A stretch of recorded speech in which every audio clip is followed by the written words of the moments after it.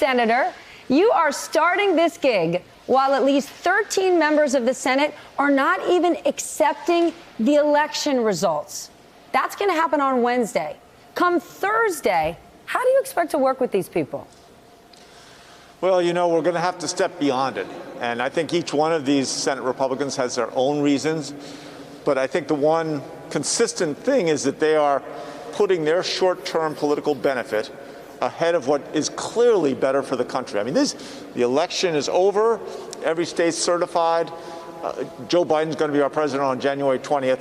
We've got important stuff. I know in Colorado, they're worried about getting, more vaccinations faster. They're worried about reopening businesses, making sure people could pay their rent. Let's focus on what we need to focus on. Like what? What do you believe you can work with Republicans on? If Democrats don't win in Georgia, do you actually think you have a snowball's chance in you-know-where of working with them? If they're willing to do this, which is a violation of our Constitution, you really think everybody's going to get in a jamboree to work on infrastructure and health care? Well, obviously, I might be naive, although my son Teddy says that you're only naive until you do it, and then you're a visionary. But I think we have to push forward. The challenges facing us are much larger than this short-term political calculation that some of these Republican senators are making. And we've got to step together.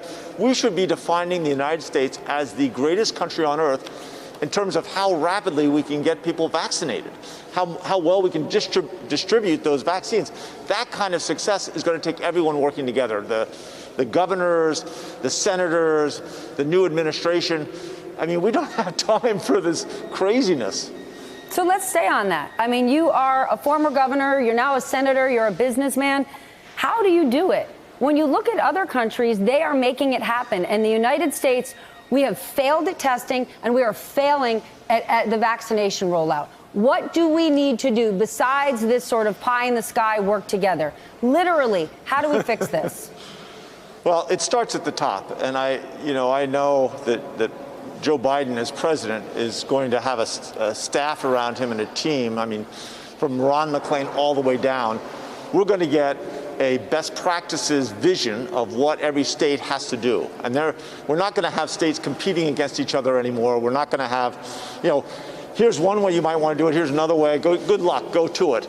We're going to have a real focus on how do we get more vaccines to the states more efficiently, and how do we set up a system by which the partnerships, look at all the different pharmacies, right, and Walgreens and Rite Aid and all these different enterprises.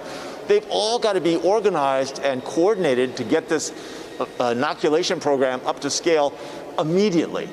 And we can be the best country, and I think that comes from the top. And once the new administration and President Biden really make that the priority, I think the states I think you'll see a remarkable transformation on how much more successful the states are. Hey there, I'm Chris Hayes from MSNBC. Thanks for watching MSNBC on YouTube. If you want to keep up to date with the videos we're putting out, you can click subscribe just below me, or click over on this list to see lots of other great videos.